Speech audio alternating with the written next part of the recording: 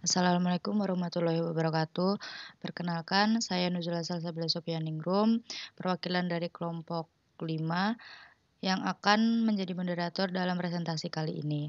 Adapun anggota dari kelompok ini selain saya yaitu Faras Aulianida, NIM 20.000 33005, M. Alif Bastomi, NIM 20.000 33006, S. Agung Gunawan, 20.000 33008, Lianita Setiawati, 20.000 33011, Novia Ayu Puspita, 20.000 33025, Jihan Nahda, 20.000 33053, dan Gesit Mangesti Ridaya, 20.000 33064.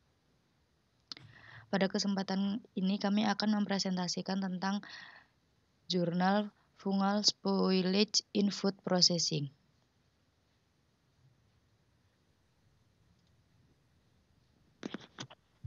Untuk abstrak, pengolahan makanan, pengemasan, dan strategi formulasi secara sering khusus dirancang untuk menghambat atau mengontrol pertumbuhan mikroba untuk mencegah pembusukan. Beberapa strategi yang paling membatasi hanya mengandalkan atau pada kombinasi pengurangan pH, pengawet, pembatasan aktivitas air, kontrol tegangan oksigen, pemrosesan termal, dan pengemasan kedap udara. Strategi ini digunakan untuk menonaktifkan mikroorganisme pembusuk potensial atau penghambat pertumbuhannya. Tetapi untuk mikroba terpilih yang dapat mengatasi kontrol ini.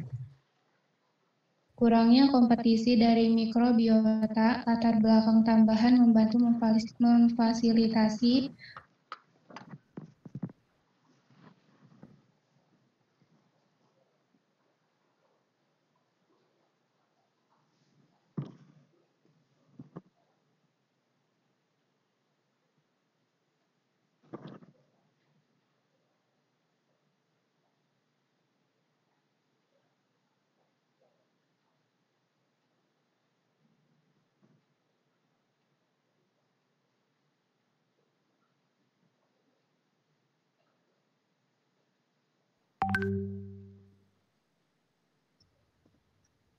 Berikutnya ada jamur. Jamur adalah mikroorganisme pembusuk yang paling tangguh dan mampu mengatasi strategi pengendalian yang digunakan oleh industri makanan.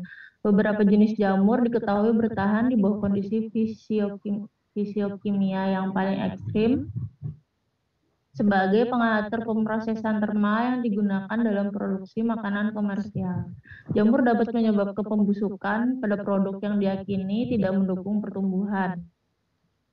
Air mineral dan larutan asam organik dalam air dapat mendukung pertumbuhan jamur.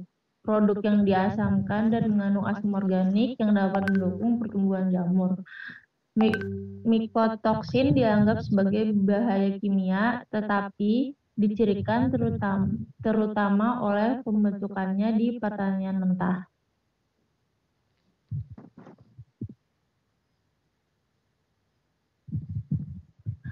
Peningkatan pengawasan resiko keamanan yang terkait dengan pertumbuhan jamur dalam makanan olahan telah menyebabkan panduan keamanan pangan yang lebih ketat dan peningkatan permintaan untuk penilaian resiko mikroba.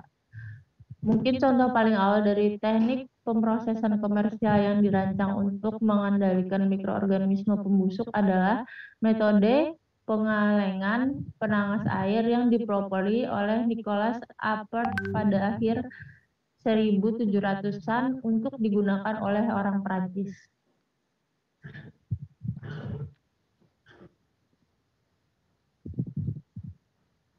Berikut ada beberapa nama cemaran jamur, di antaranya untuk makanan cetakan mesin, cetakan kapur, cetakan benang, dan lain-lain sudah tertera di tabel berikut ini. Yang pertama ada cetakan mesin, itu akumulasi cetakan putih atau hitam pada peralatan pengolahan dapat menyebabkan ofrasa dan produksi dextrin. Telah dikaitkan dengan produk susu, buah-buahan, dan sayur-sayuran, serta lingkungan pemrosesan makanan beku. Nama ilmiahnya itu adalah biofilm, dan seterusnya.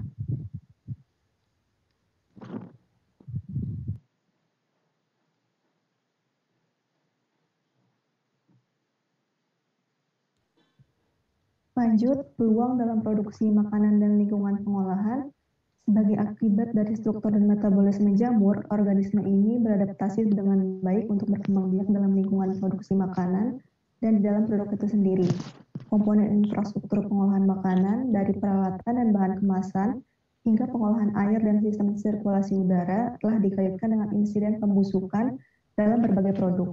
Banyak dari kegagalan kualitas ini disebabkan oleh praktik sanitasi yang buruk dan diselesaikan melalui evaluasi ulang sanitasi dan program prasyarat manufaktur yang baik.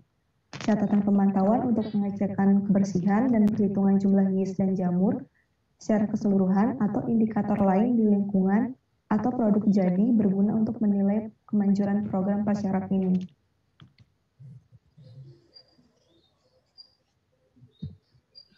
Baik bahan dan peralatan, jamur ditampung oleh bahan dan peralatan umum digunakan dalam produksi makanan.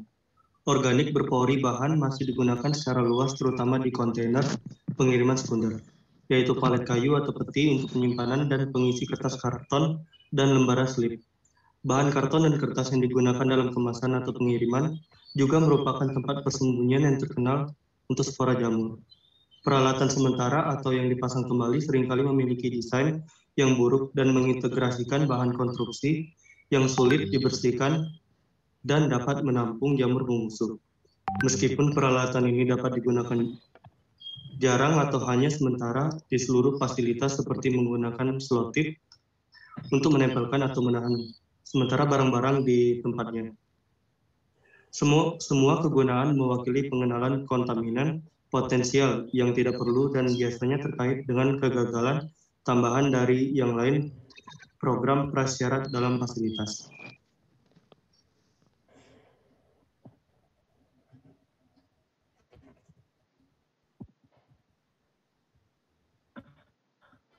Baik, untuk selanjutnya yaitu program sanitasi. Perlakuan sanitasi bertanggung jawab atas sebagian besar masalah pembusukan komersial. Karena untuk jamur, pilih berdasarkan komposisi bahwa Zygota Saccharomyces Bailey yang resisten terhadap banyak pembersih dan penguat umum. Dari Candida dan Hasenia spora dalam jus buah meningkat secara drastis dalam sampel yang diambil dari lingkungan pemrosesan dibandingkan dengan sampel yang diambil dari kebun. Hal ini diduga karena peningkatan prevalensi ragi dari karyawan selama panen dan pemrosesan lebih tinggi dari ragi kontaminasi dalam lingkungan. Oke, next.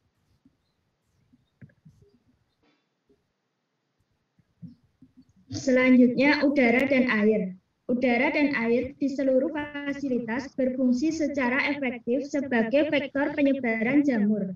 Udara bertekanan yang digunakan untuk menghilangkan puing-puing dari kemasan atau permukaan kotak makanan harus dipertimbangkan untuk kontribusinya terhadap kualitas mikroba. Blast freezer yang memindahkan udara dengan kecepatan tinggi juga menjadi sumber kontaminasi produk. Spora Aspergillus, Cladosporium, dan Penicillium dapat ditemukan di setiap meter kubik udara. Penyebaran spora jamur aerosol dapat dikelola melalui berbagai program desain dan sanitasi. Air adalah media lain yang dapat mentransfer propagul jamur di dalam fasilitas. Dan air lebih sering dikaitkan daripada udara dengan kontaminasi silang ragi. Baik, selanjutnya ada Fungus prospectus. Tipe morfologi harus mencakup pemeriksaan pada beberapa media dengan perbandingan tingkat pertumbuhan dan karakteristik pembentukan conidia, bentuk askopora, dan adanya chlamydospora melalui pemeriksaan mikroskopis. Namun pengurutan daerah spacer transkripsi internal, daerah berkode konsensus untuk jamur sering menghasilkan resolusi hanya genus yang dapat meminimalkan kegunaan temuan. Bahwa spora yang memiliki tumbuh di bawah kondisi laboratorium mungkin tidak mewakili kontaminasi mental lingkungan. Pengeringan dan demostikasi bekerja untuk meningkatkan dan menurunkan masing-masing toleransi spora terhadap sebagian perlakuan. Penurunan ketebalan kaleng dan plastik meningkatkan kemungkinan kerusakan wadah dan dapat menurunkan suhu pengisian maksimal yang dapat ditahan oleh kemasan, yang juga berdampak pada pembentukan segel kedap udara. Program kemasan daur ulang dan penggunaan kembali dapat memenuhi minat yang berkembang dalam pengurangan limbah. Namun wadah yang digunakan kembali ini dapat menjadi sumber jamur pembusukan yang signifikan yang sangat cocok untuk pertumbuhan di dalam produk. Solusi untuk tantangan ini dan masa depan perlu mencakup pertimbangan mekanisme jamur bertahan di lingkungan yang relevan dengan makanan yang sangat ketat dan harus sesuai dengan perubahan sikap ekologis dan sosial.